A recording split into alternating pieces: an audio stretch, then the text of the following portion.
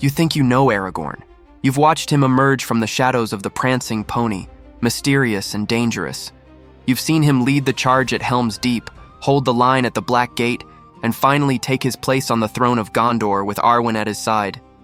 The films gave us a hero, brooding, noble, reluctant, but ultimately triumphant.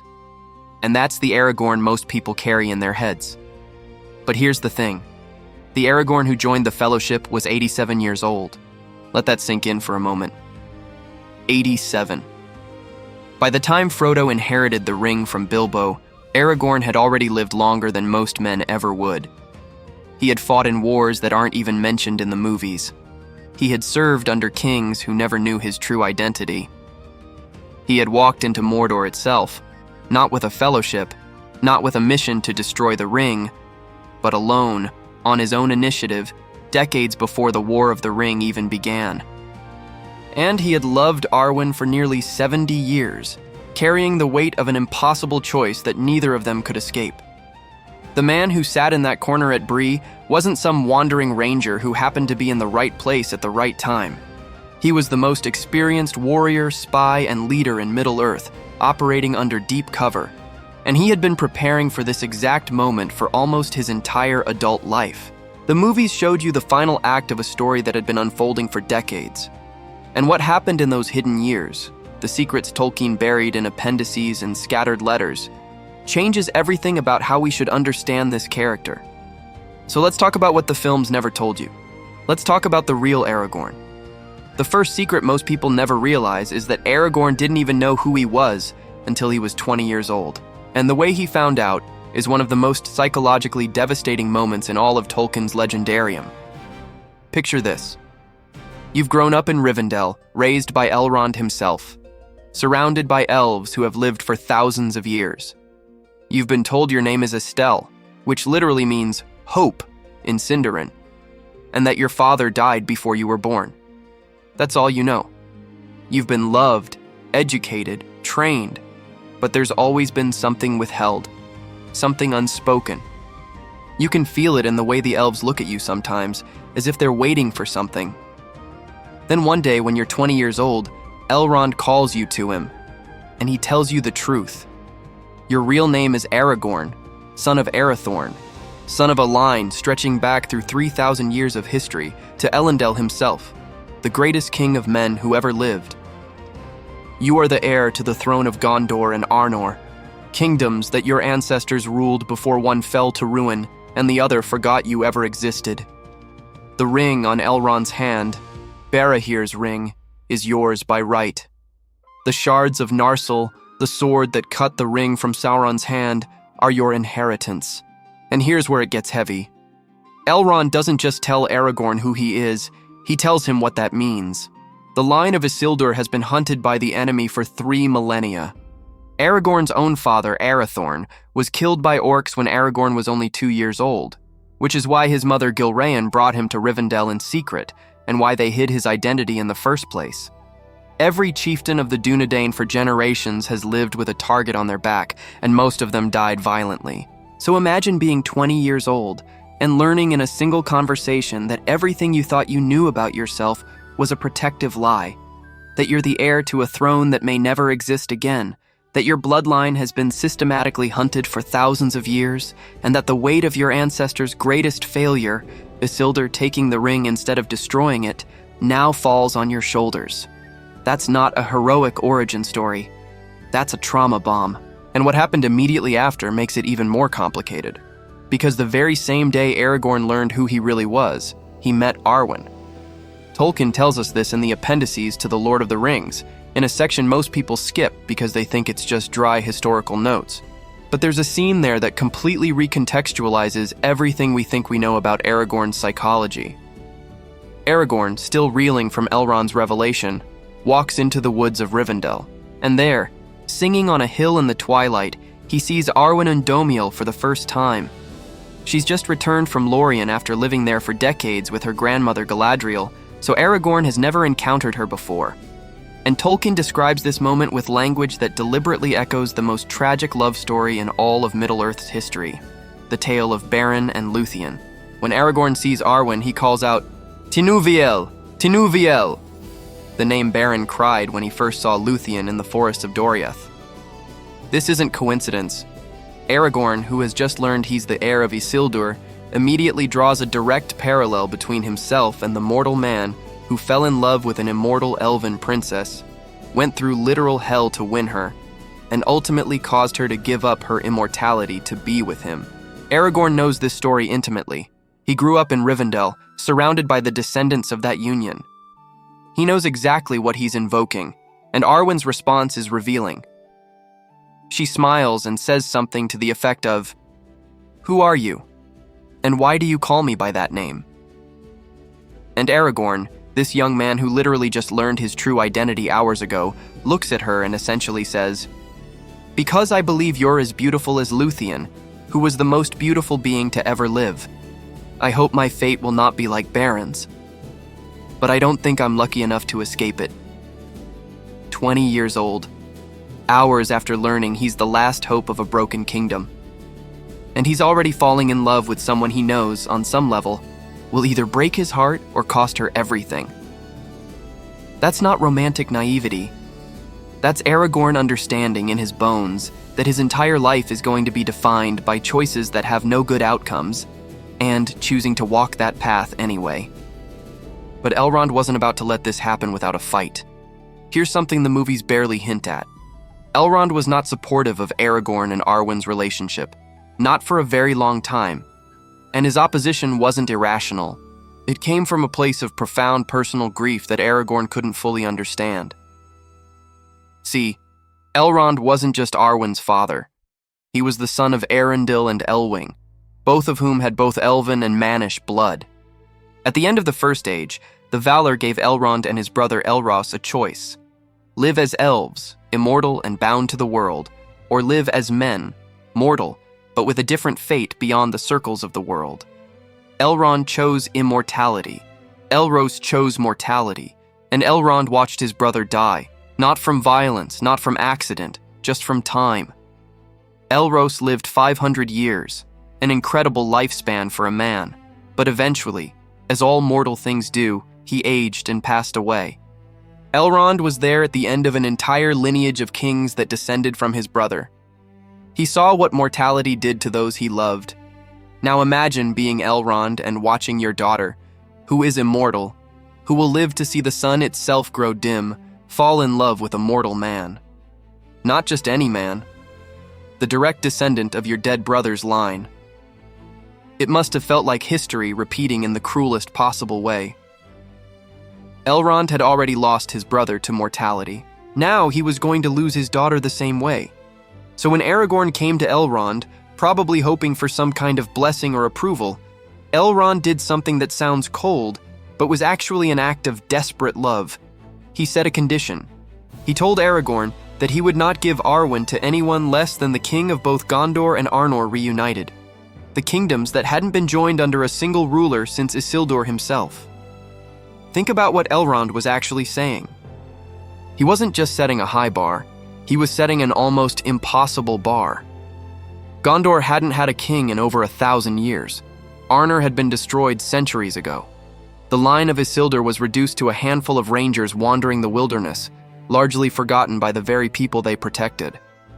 For Aragorn to meet Elrond's condition, he would essentially need to reverse the decline of 3,000 years of history.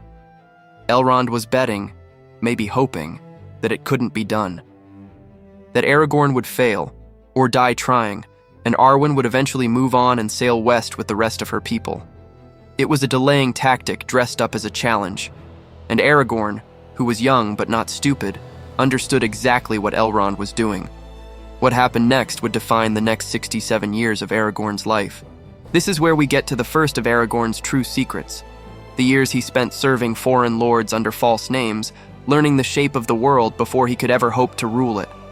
After Elrond's proclamation, Aragorn left Rivendell, and he didn't just wander aimlessly. He began a systematic campaign to make himself worthy, not in some vague, character-building sense, but in practical, military, political, and strategic terms. He needed to understand power if he was ever going to reclaim it. His first destination was Rohan. And this is where things get fascinating, because Tolkien tells us that Aragorn served under Thengel, the father of Theoden, under a false name. Think about that. Decades before the War of the Ring, Aragorn was already inside the court of Rohan, learning how their society worked, building relationships, studying their cavalry tactics and their culture. When he shows up at Edoras in the Two Towers and immediately knows how to handle Theoden, when he seems to understand the Rohirrim on an almost instinctive level, that's not luck. That's 60 years of preparation. But Rohan was just the beginning. Aragorn also served in Gondor, under the steward Ecthelion II, the father of Denethor. He did this under yet another false name, Thorongil, which means Eagle of the Star. And here's where the story gets truly wild. Under the name Thorongil, Aragorn became the most celebrated captain in Gondor's military. He wasn't just some anonymous soldier. He rose to prominence, won battle after battle, and became a figure of legend in a kingdom that had no idea they were actually being led by their long-lost king. The steward Ecthelion loved him, the soldiers revered him, and Denethor, who was the heir to the stewardship at the time, hated him. This explains so much about Denethor's behavior in The Return of the King.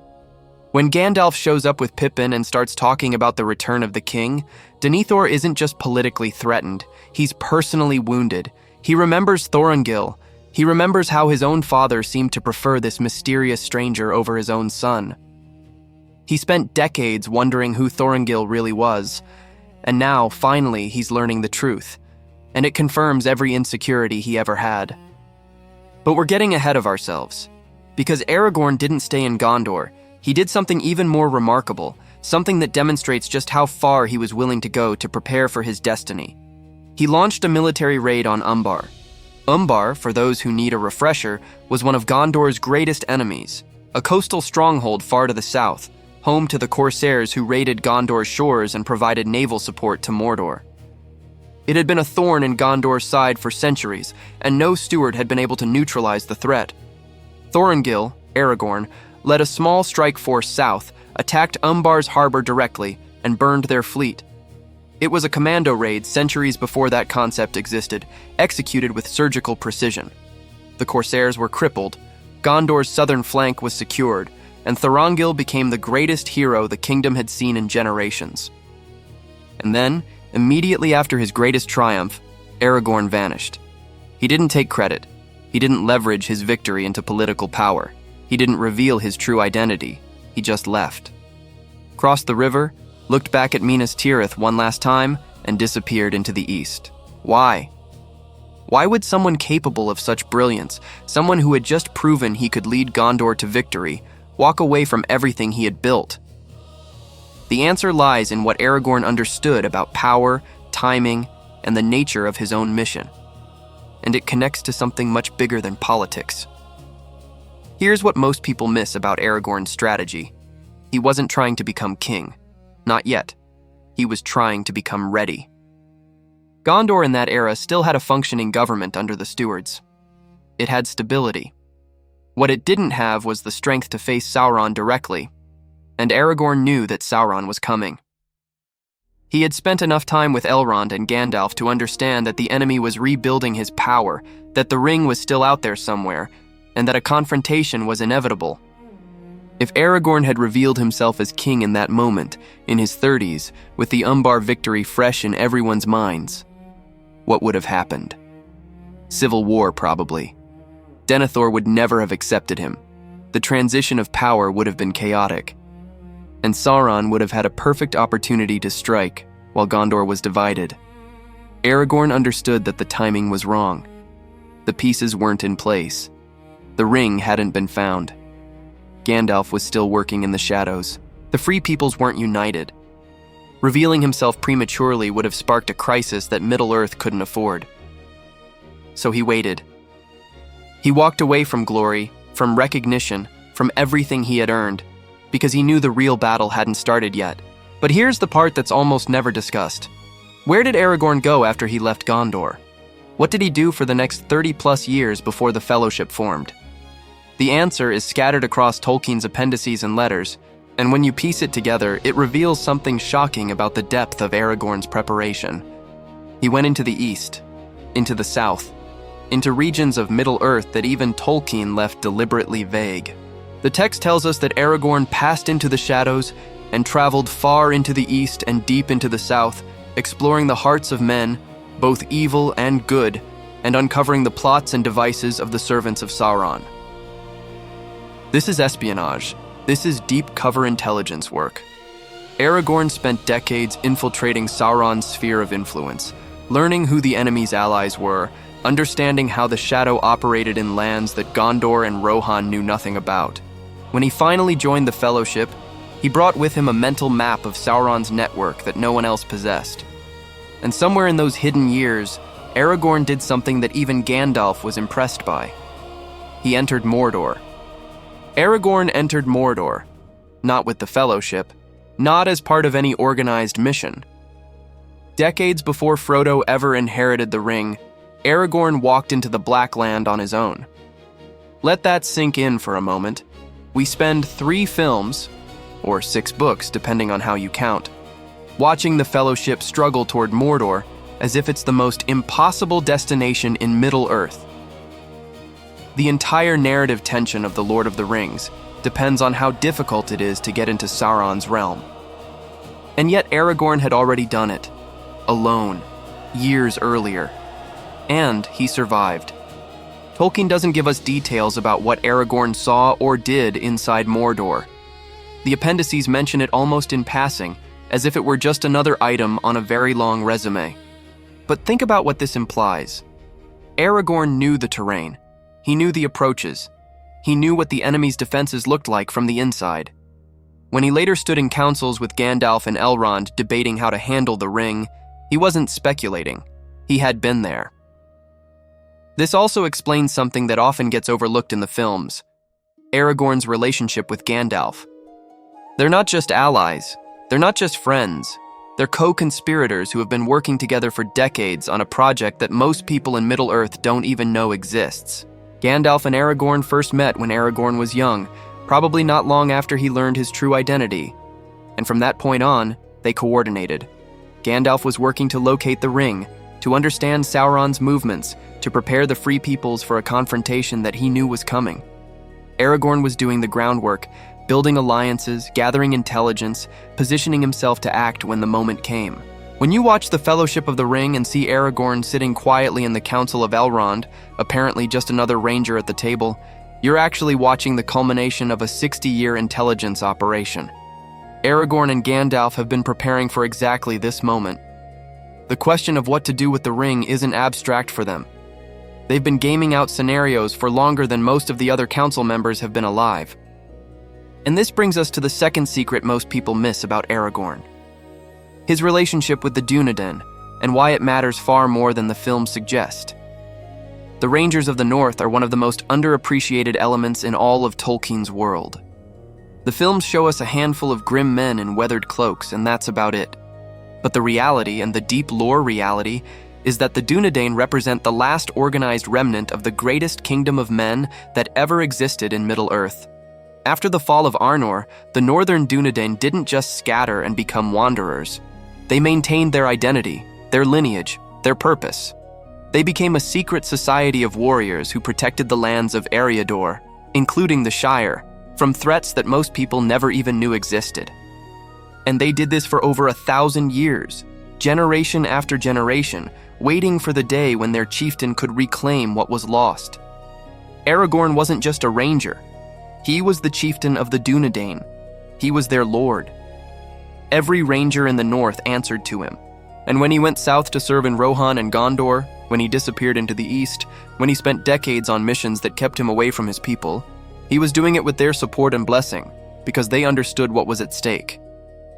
Here's a detail that genuinely changes how you see the story: the Grey Company. Remember when Aragorn takes the paths of the dead in The Return of the King? In the film, he goes with Legolas and Gimli, just the 3 of them.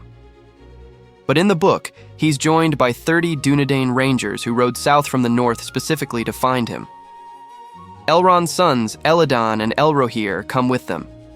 They bring Aragorn a message and a gift: the Banner of the King, made by Arwen herself, and the news that the time has finally come.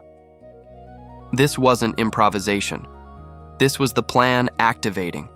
The Dunedain had been waiting for the signal for generations, and when it came, they rode to war. The Grey Company that accompanies Aragorn through the paths of the dead represents the full military might of the northern Dunedain, the last remnant of Arnor, riding to reclaim their heritage. And this connects to something crucial about Aragorn's psychology, something the films gesture at but never fully explain, the weight of expectation he carries. Aragorn isn't just fighting for himself. He isn't even just fighting for Arwen, or for Gondor, or for Middle-earth in some abstract sense. He's fighting for every ancestor who died waiting for this moment. He's fighting for his father, killed by orcs when Aragorn was too young to remember. He's fighting for 30 generations of chieftains who led the Dunedain in secret, who protected lands that forgot them, who kept the flame alive when everyone else had given up.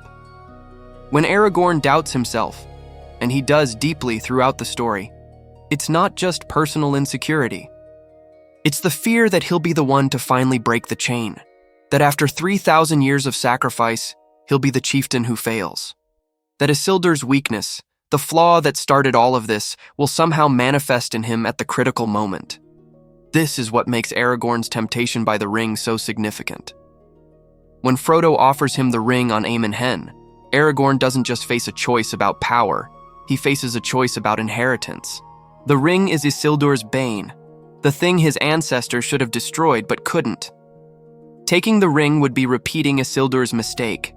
Refusing it would be a chance to break the curse. And Aragorn refuses. He closes Frodo's hand around the ring and tells him to run. In that moment, he does what Isildur couldn't. He chooses differently. And that choice, more than any military victory, more than any crown, is what makes him worthy of kingship.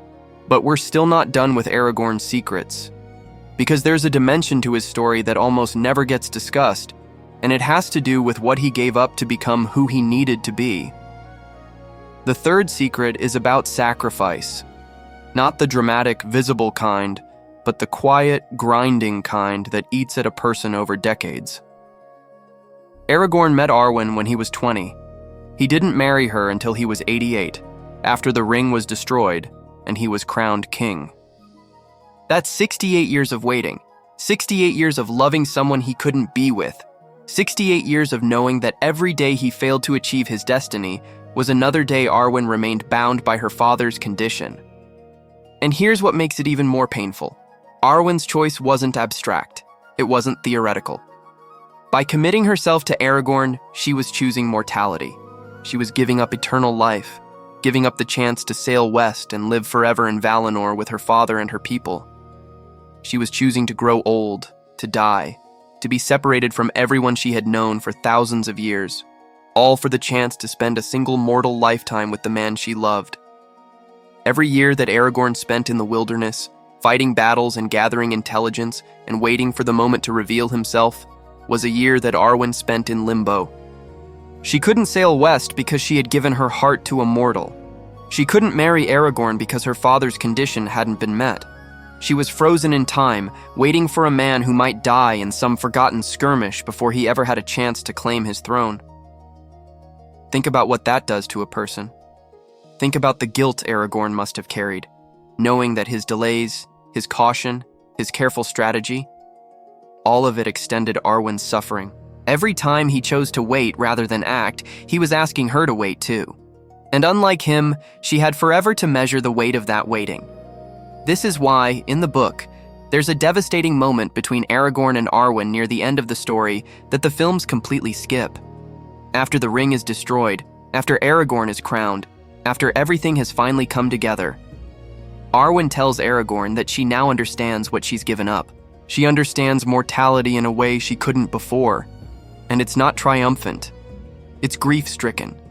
She has chosen love, and she doesn't regret it, but she finally feels the full weight of what mortality means. And Aragorn knows that he asked this of her. Not explicitly, not directly, but by being who he is, by loving her, by pursuing his destiny. He drew her into a fate that will end in death. His death first, since even with his extended Dunedain lifespan, he will go before her, and then her death, alone, after he's gone. There's a passage in the appendices that describes Arwen's end, and it's one of the most quietly devastating things Tolkien ever wrote. But we'll get to that. First, we need to talk about the fourth secret, the one that explains why Aragorn was so reluctant to claim his throne, and why that reluctance was actually wisdom.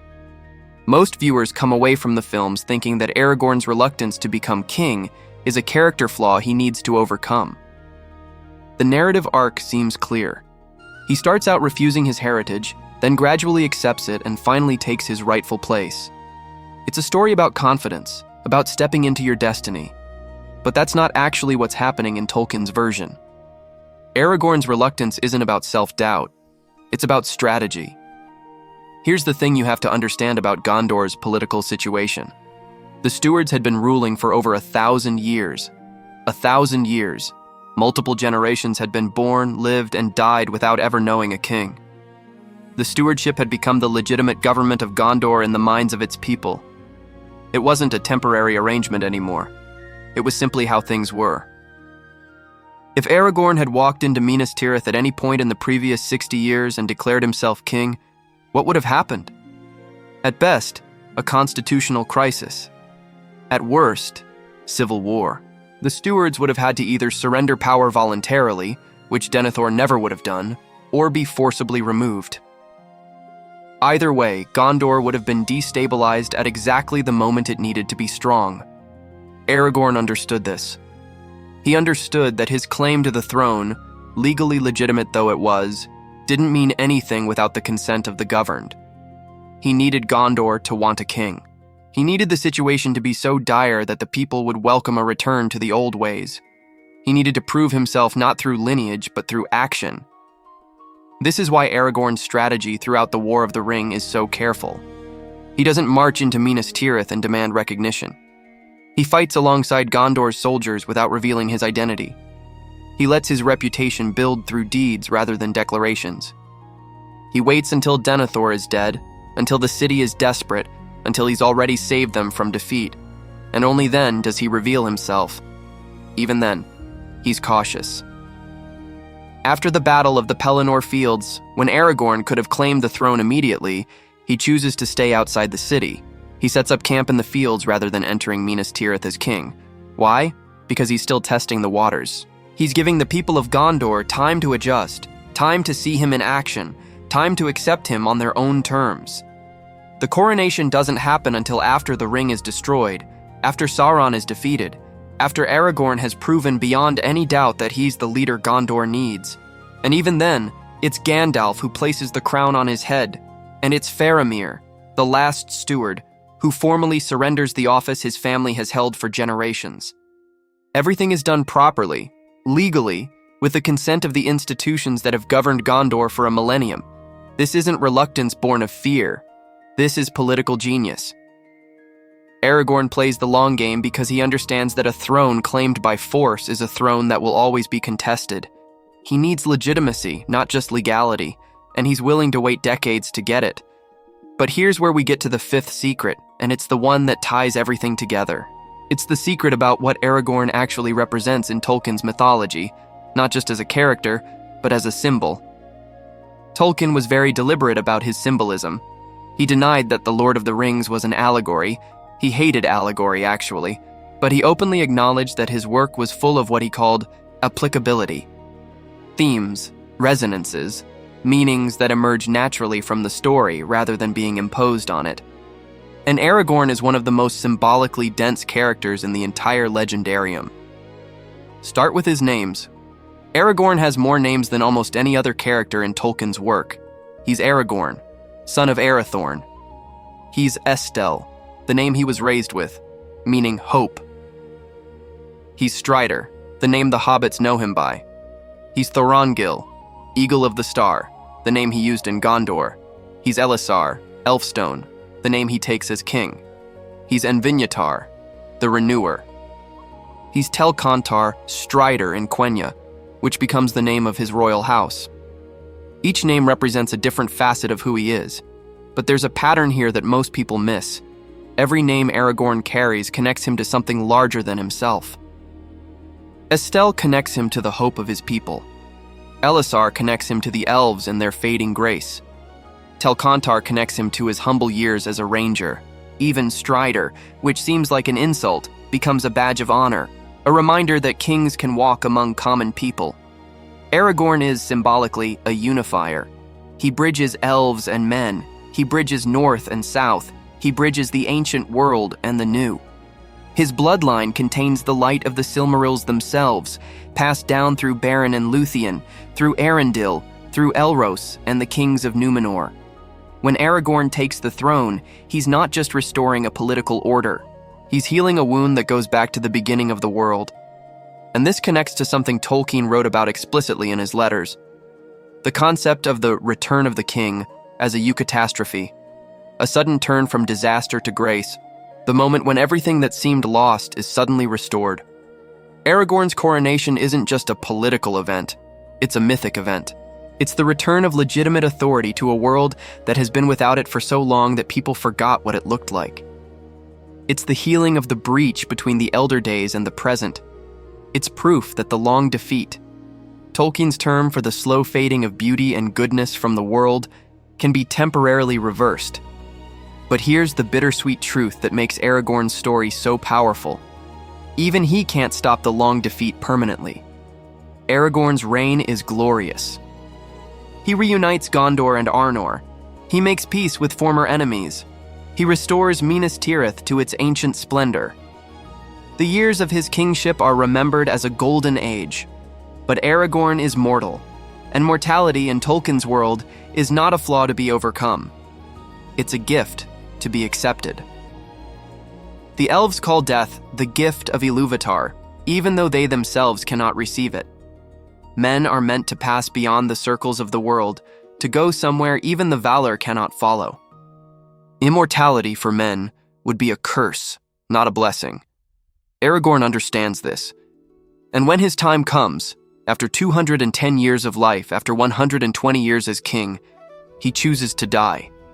Not because he's sick, not because he's defeated, but because he recognizes that his time is over and that clinging to life beyond its natural span would be a kind of corruption. This is such a profound moment that Tolkien wrote it in full in the appendices, even though it takes place long after the main story ends. Aragorn gathers his family, says his farewells, and lies down to die. His last words to Arwen are about hope. Hope that they will meet again beyond the world. Hope that death is not the end. And then Arwen is alone. This is the part of the story that breaks people when they actually read it. The films give us a happy ending. Aragorn crowned, Arwen at his side, the promise of a golden future. Credits roll, audience goes home satisfied. But Tolkien didn't stop there. He followed the thread all the way to its conclusion, and that conclusion is devastating. After Aragorn dies, Arwen leaves Minas Tirith. She can't stay. Everything there reminds her of what she's lost, so she travels north, back to Lorien, back to the Golden Wood where she spent so many years of her immortal life. But Lorien isn't what it was. The elves have departed. Galadriel and Celeborn have sailed west. The Malern trees are fading. The entire forest is becoming ordinary, mortal, diminished. Arwen walks among the empty trees. And there, alone, on the hill of Cairn Amroth, the same place where she and Aragorn pledged their love decades earlier, she lies down and dies. There's no enemy, no battle, no dramatic last stand. She simply gives up her life because there's nothing left to live for. The text tells us that she dies of grief, that her spirit departs willingly, that she passes beyond the world as all mortals must. But the word Tolkien uses, the Elvish word, carries a weight that English can't quite capture. She dies of a broken heart, but it's more than that. She dies because she chose mortality, and mortality means endings, and the ending she chose was this one. Here's what makes this so brutal. Arwen doesn't go where Aragorn went. Remember, she chose to become mortal. She gave up the Elvish fate, the ability to sail west, to live forever in Valinor, to be reunited with her people. She took on the human fate instead, the gift of Ilúvatar, which means passing beyond the circles of the world into something unknown. But here's the terrible question Tolkien leaves unanswered. Does that mean she and Aragorn are together? Does the human afterlife, whatever it is, receive her?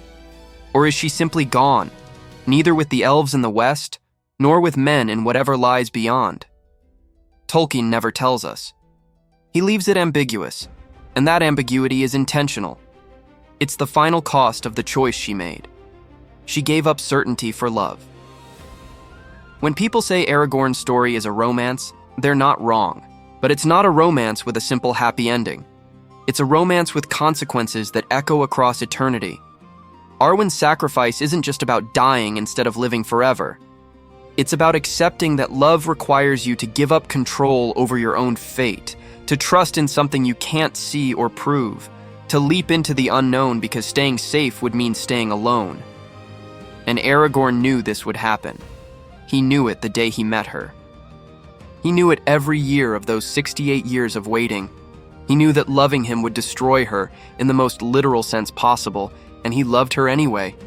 Not because he was selfish, but because she chose him, and he respected her choice enough not to try to save her from it. That's the hidden shape of Aragorn's story. It's not just about a king reclaiming his throne. It's about a man spending his entire life trying to be worthy of a sacrifice he can never repay. Now, let's pull back and look at the bigger picture.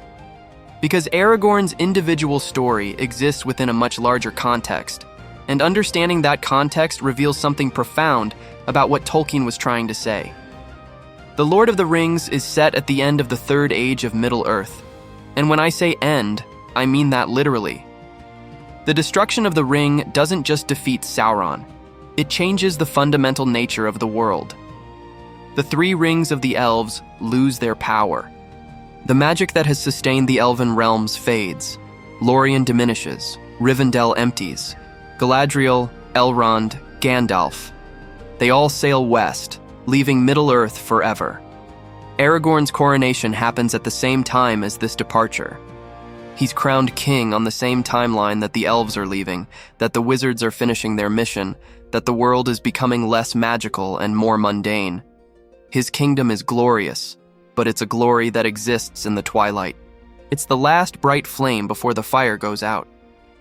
This is what Tolkien called the long defeat, the idea that goodness and beauty are always fighting a rearguard action against entropy, against time, against the slow fade of everything that matters. The elves have been fighting this defeat for thousands of years. They've seen countless beautiful things pass away, and now finally, they're passing away too. Aragorn represents a different response to the long defeat. The elves preserve. They try to hold on to what they have, to maintain beauty against the ravages of time. But men, at their best, create anew. They don't try to stop time. They make the most of the time they have. Aragorn's kingdom won't last forever. His descendants will eventually fail. The Fourth Age will give way to others, and eventually the world will become entirely the domain of men, with all memory of elves and magic faded into legend. But for one shining moment, for 120 years, Aragorn proves that it's possible to build something good even in the fading light. His reign isn't meaningful because it lasts forever. It's meaningful because it happened at all. Against all odds, against 3,000 years of decline, against the active opposition of the greatest evil in Middle-earth, one man managed to restore what was lost and give his people a generation of peace. That's not a victory over the long defeat. It's something better. It's proof that the long defeat doesn't make effort meaningless.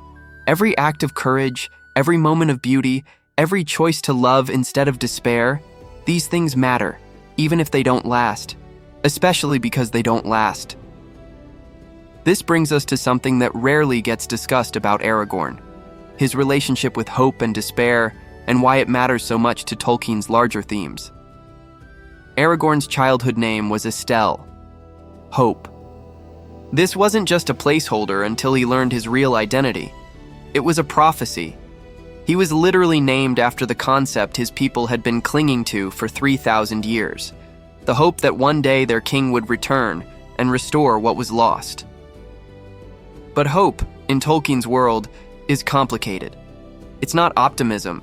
It's not the belief that everything will turn out fine. Hope, for Tolkien, is the choice to act rightly even when you have no reason to believe it will make a difference. It's commitment without guarantee. It's faith without certainty. Aragorn embodies this kind of hope throughout the story. Think about his decision to pursue the Uruk-hai across Rohan to rescue Merry and Pippin.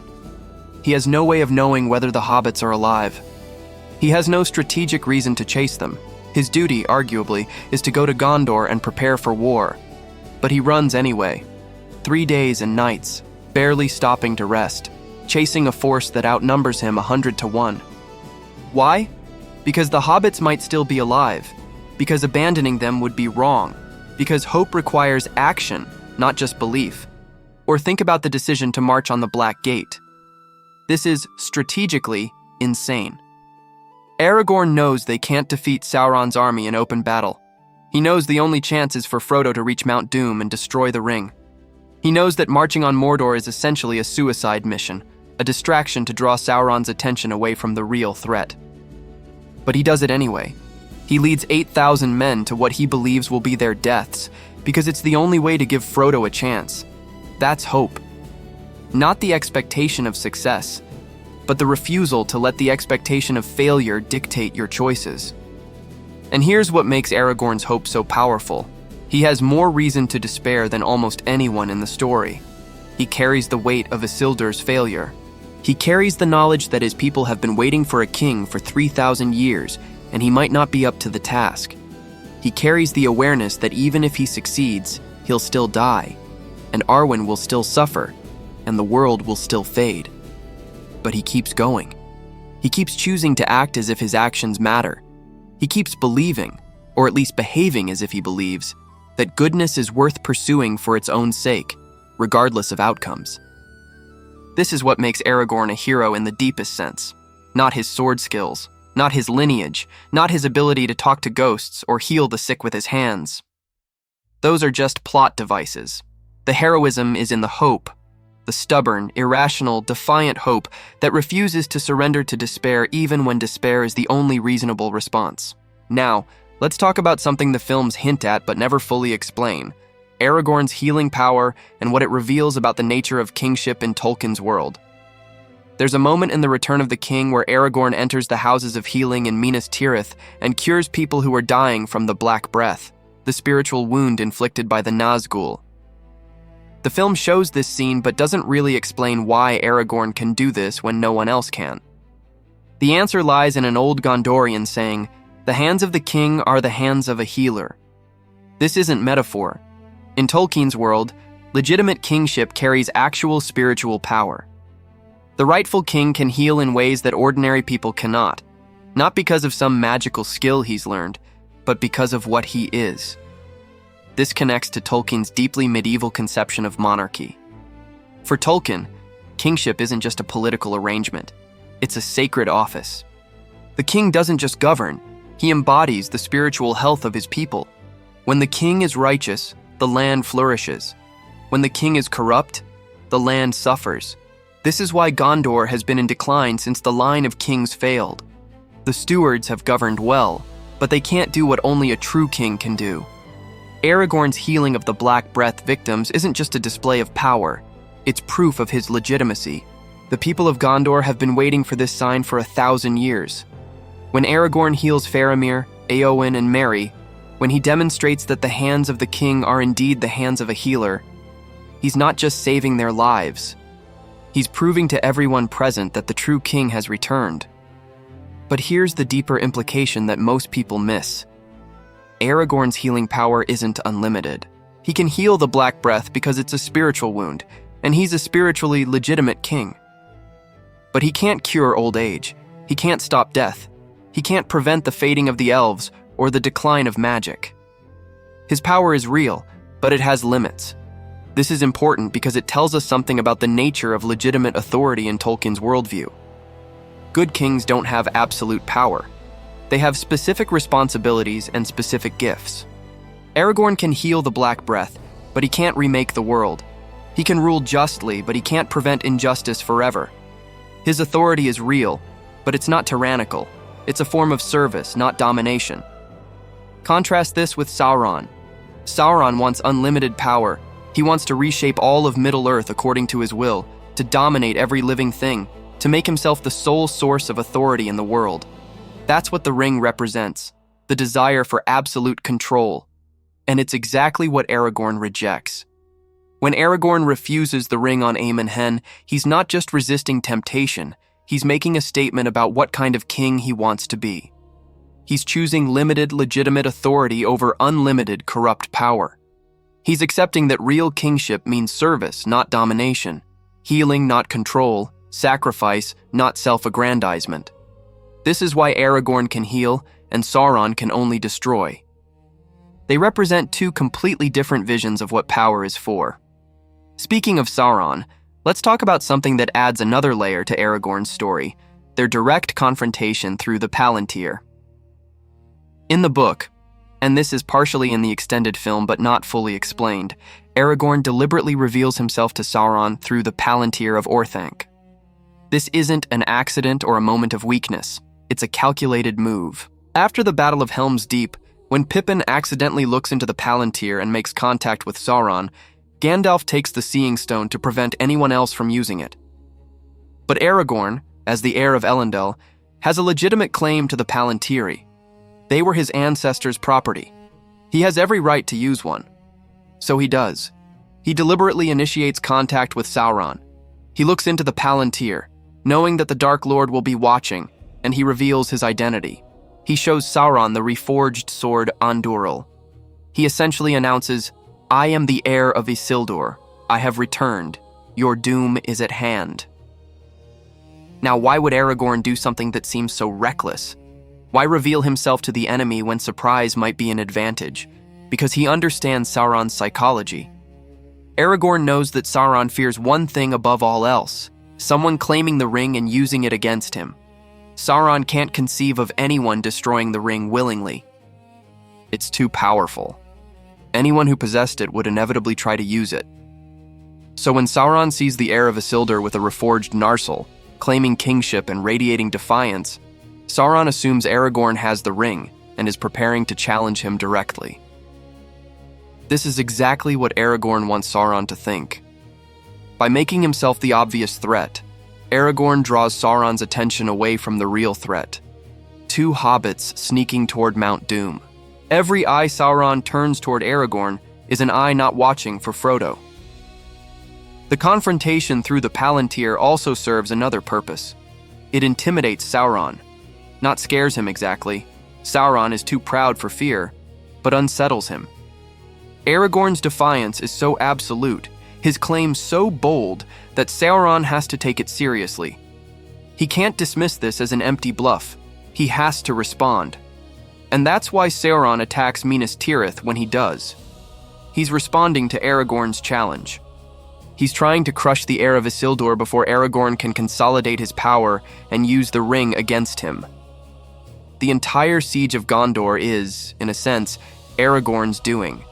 He provoked it deliberately because he knew that battle was inevitable and he wanted it to happen on his terms.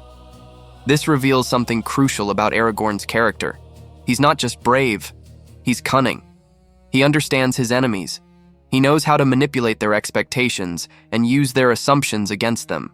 The man who walked into Mordor alone, who spent decades as a spy in foreign lands, who served under kings who didn't know his identity.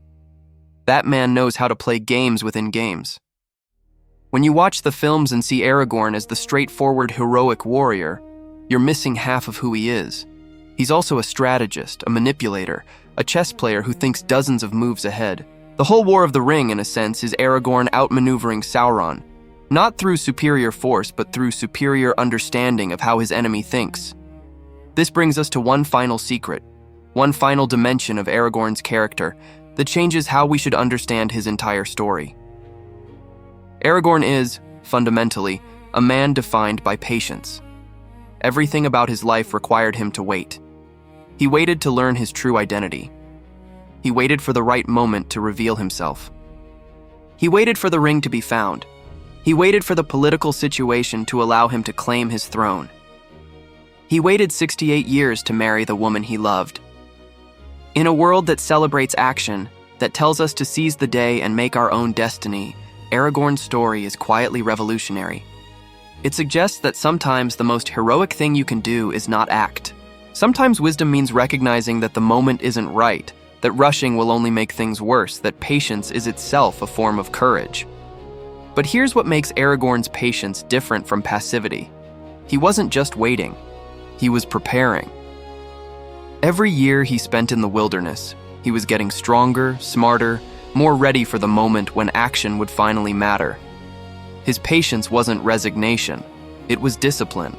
There's a concept in Tolkien's work, never stated explicitly but present throughout, that providence is real. The world has a shape, events are moving toward something. Individuals can't force that movement, but they can align themselves with it. They can prepare to act when the moment comes. Aragorn's entire life is an exercise in this kind of alignment. He doesn't try to force history. He reads history. He pays attention to what's happening. He positions himself to be useful when the crucial moment arrives. And then, when that moment comes, when Frodo needs a guide, when Gondor needs a king, when the West needs a leader, he's ready.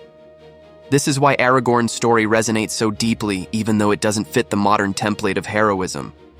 We live in a culture that tells us to hustle, to disrupt, to make things happen through sheer force of will. Aragorn's story suggests a different path. Prepare diligently, watch carefully, act decisively when the time is right, and trust that your efforts will matter even if you can't see how. That kind of patience, that disciplined, watchful readiness is almost alien to how we think about heroism today. We want our heroes to be proactive, to charge into situations and reshape them through force of personality. But Aragorn operates on a different frequency. He understands that some problems can't be solved by direct action, that some victories require you to wait until the battlefield is favorable, that the most important thing you can do is often just be present and prepared when the moment finally comes. Consider how many times in the story Aragorn's patience pays off in ways that seem almost providential. He happens to be at Bree when Frodo needs a guide. He happens to be at Rivendell when the council forms. He happens to know the paths of the dead exist and how to summon the Oathbreakers. He happens to have exactly the skills, knowledge, and experience required to navigate every challenge the Fellowship faces. But this isn't luck. This is decades of preparation intersecting with a moment of crisis. Aragorn is at Bree because he's been watching the Shire for years at Gandalf's request. He knows the paths of the dead because he's spent a lifetime studying the history of his ancestors. He can lead the Fellowship because he spent 60 years training for exactly this kind of mission. Every coincidence in Aragorn's story is actually the payoff of choices he made long before. Tolkien, who was a devout Catholic, believed in providence, the idea that God guides history toward good ends without violating human freedom. Characters still make real choices with real consequences, but those choices unfold within a larger story that's moving toward redemption. Aragorn's life is a perfect illustration of this principle. He doesn't know how things will turn out. He can't see the grand design, but he chooses to act as if his efforts matter. And somehow, through some combination of his choices and forces beyond his understanding, they do. This is profoundly countercultural. We want to be the authors of our own stories. We want to believe that success comes from taking control, from forcing reality to bend to our will. Aragorn suggests something more humble, that the best we can do is prepare ourselves to play our part in a story larger than we can see and trust that the story is going somewhere good. Now let's bring all these threads together and talk about what Aragorn's untold past reveals about the nature of heroism itself. The Aragorn most people know, the one from the films, is already heroic when we meet him. He's mysterious, capable, ready for adventure. His character arc is mostly about accepting his destiny and overcoming his reluctance to lead. It's a good arc as far as it goes, but it makes heroism look like something you either have or you don't. Aragorn is special because he's Aragorn. But when you know the full story, the decades of service under false names, the intelligence missions into enemy territory, the impossible patience, the crushing weight of expectation, the love that demanded everything, heroism starts to look different. It starts to look like something you build, decision by decision, year by year, through countless small choices that no one will ever see. The Aragorn who joins the Fellowship has already made 1,000 heroic choices before the story begins. He chose to accept his identity instead of running from it. He chose to serve Gondor even though they didn't know who he was. He chose to walk into Mordor when he didn't have to. He chose to wait for Arwen instead of giving up. He chose hope over despair, service over power, patience over rashness, again and again, in situations where no one was watching and no one would ever know. By the time Frodo meets him in Bree, Aragorn has already passed every test that matters. The rest of the story, the Fellowship, the war, the coronation, is almost a formality, a victory lap. The real battle was fought in the wilderness, in obscurity, over decades of quiet struggle that no song will ever commemorate. This is what makes Aragorn genuinely inspiring rather than just impressive. If heroism is something you're born with, then it's not really virtue, it's just luck. But if heroism is something you build through choices, then it's available to anyone. You don't need to be the heir of Isildur. You just need to keep making the right choices, even when no one's watching, even when it doesn't seem to matter, even when the reward is decades away or might never come at all. There's one more aspect of Aragorn's untold past that deserves attention, and it has to do with his mother, Gilraen. We've talked about Aragorn's father, Arathorn, who died when Aragorn was 2. But Gilraen's story is almost never discussed, and it's quietly heartbreaking in ways that illuminate the cost of being connected to Aragorn's destiny. Gilraen was young when she married Arathorn, unusually young, even by Dunedain standards. Her father actually opposed the marriage, reportedly saying that Arathorn was too old, too grim, and too likely to die violently. He was right on all counts. Arathorn was killed by orcs just a few years later, leaving Gilraen a widow with a 2-year-old son who carried the hope of a kingdom on his tiny shoulders. Gilraen brought Aragorn to Rivendell for protection. She gave him to Elrond to raise, knowing that she was surrendering her son to a destiny she couldn't share. She lived in Rivendell for years, watching her son grow up among elves, becoming something she could never fully understand. And then, when Aragorn was in his 20s, just after he learned his true identity, just after he met Arwen, just as his life was about to become impossibly complicated, Gilraen left Rivendell. She went back to live among her own people, the Dunedain of the North. The text doesn't explain why, but it's not hard to imagine. She had done what she could. Her son was grown. His destiny was unfolding. She no longer had a place in his story. Years later, when Aragorn visited her among the Dunedain, Gilraen spoke words that Tolkien records in the appendices. They're enigmatic, almost prophetic. Onani estel edain, ucheben estel anim. In Sindarin, this means, I gave hope to the Dunedain, I have kept no hope for myself. This is devastating. Gilraen named her son Hope. She gave him to the world, to destiny, to a future she wouldn't live to see. And in doing so, she emptied herself of hope entirely. She had nothing left. Her entire existence had been poured into this child who grew up to become someone larger than she could follow. Gilraen died before the War of the Ring began, before Aragorn achieved anything he was born to do. She never saw him crowned king. She never knew if the hope she had given would be fulfilled or betrayed. She just gave and trusted and died without knowing. Aragorn carries this with him. His mother gave everything for him to have a chance at his destiny. His father died protecting the line. His entire people have been sacrificing for 3,000 years to keep the hope alive. When Aragorn doubts himself, when he wonders if he's worthy, he's not just doubting his own abilities. He's wondering if all that sacrifice will be vindicated or wasted. This is the weight of legacy. This is what it means to inherit not just a crown, but a responsibility. Aragorn isn't just fighting for himself, or even for Gondor. He's fighting for everyone who gave something so he could be here. Everyone whose hopes are riding on his success. Everyone who trusted that their sacrifice would mean something. Let's talk about what Aragorn's relationship with the Dunedain reveals about leadership in Tolkien's world. The Rangers of the North are a fascinating case study in thankless service. For over 1,000 years, they have protected the lands of Eriador, including the Shire, from threats that most people don't even know exist. Hobbits live in peace because Rangers patrol the borders, fighting orcs and wolves and darker things, dying in obscurity so that fat little halflings can complain about weather and taxes. And the hobbits have no idea. When Barlaman Butterbur at the Prancing Pony dismisses rangers as suspicious vagabonds, he's dismissing the very people who make his comfortable life possible. The whole Shire exists in a bubble of security that the Dunedain maintain through blood and sacrifice, and nobody thanks them because nobody knows. Aragorn is the chieftain of these people. He leads them not from a throne room but from the wilderness. He shares their hardships, their anonymity, their thankless vigilance.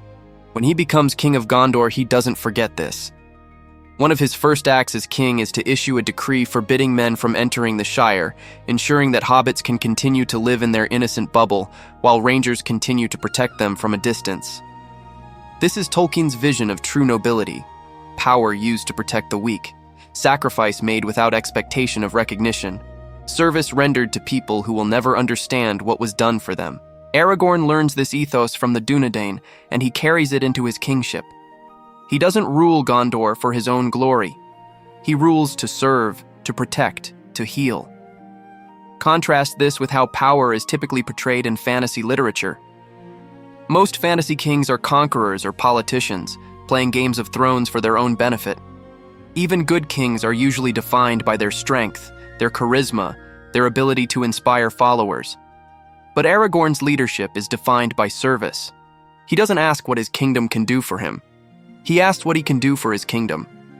This connects to something Tolkien deeply believed about the corruption of power. The ring corrupts because it offers power without service, authority without responsibility, control without cost. Every character who falls to the ring falls because they want to use power for their own ends, even if those ends seem noble. Aragorn resists the ring because he understands that real authority is inseparable from real sacrifice. He doesn't want power, he accepts duty. Now let's bring this back to where we started, the man sitting in the corner at the Prancing Pony. When you watch that scene in the Fellowship of the Ring, when Frodo first notices the mysterious stranger watching them, smoking his pipe, face hidden in shadow, what are you actually seeing? You're seeing the culmination of 3,000 years of history. You're seeing the heir of Elendil, the chieftain of the Dunedain, a man who has walked into Mordor and lived to tell about it. You're seeing someone who has served kings under false names, burned enemy fleets, gathered intelligence across 2 continents, and loved an immortal woman for decades without wavering. You're seeing someone who has already passed every test that matters, someone who has been preparing for this exact moment for 67 years, someone who knows, with absolute certainty, that the ring Frodo carries is the most dangerous object in Middle-earth, and who has already decided that he will spend his life protecting it. And nobody in that room has any idea. Butterbur sees a suspicious wanderer.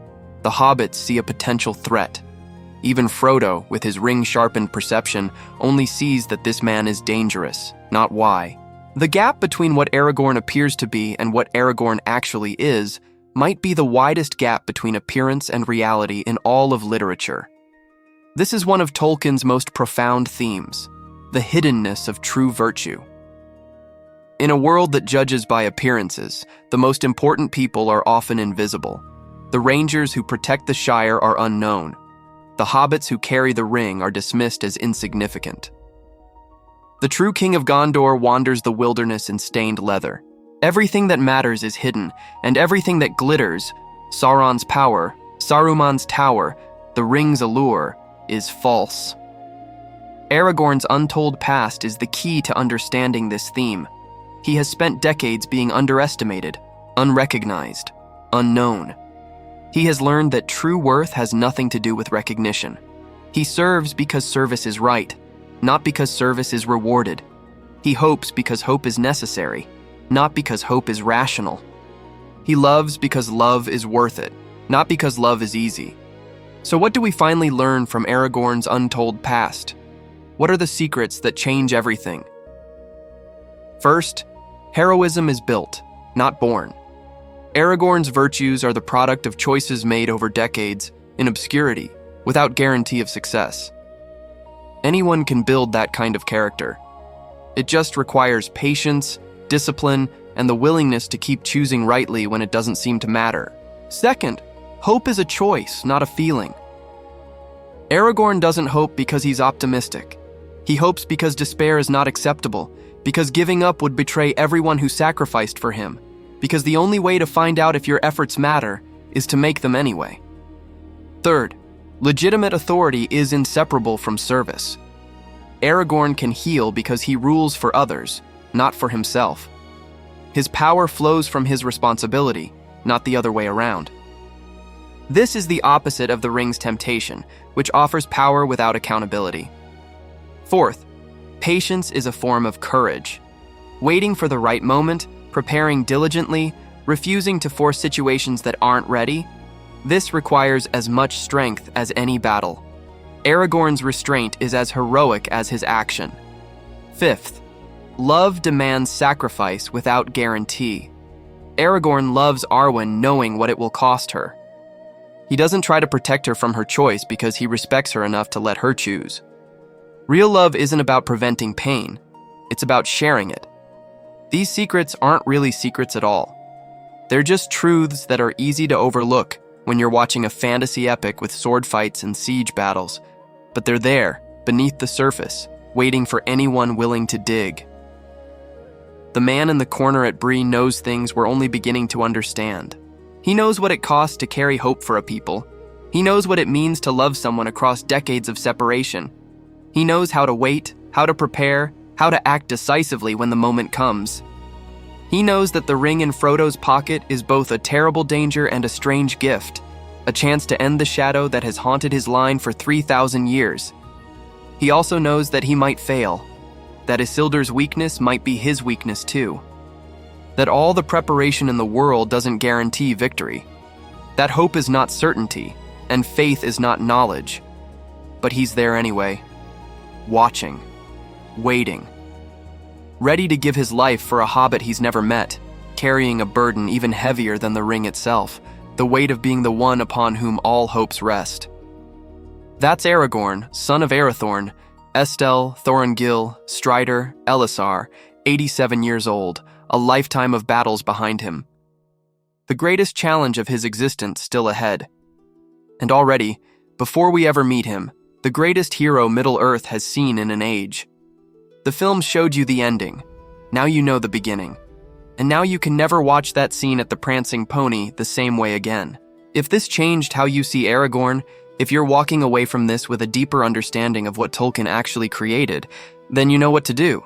Hit that subscribe button and join the Echoes of Middle-earth community. We go deep here. We dig into the stories behind the stories, the secrets Tolkien buried in appendices and letters, the layers most people never see. Ring that bell so you don't miss the next one. And drop a comment. I want to know, what's the one detail about Aragorn's past that hit you the hardest? What changed for you? Until next time.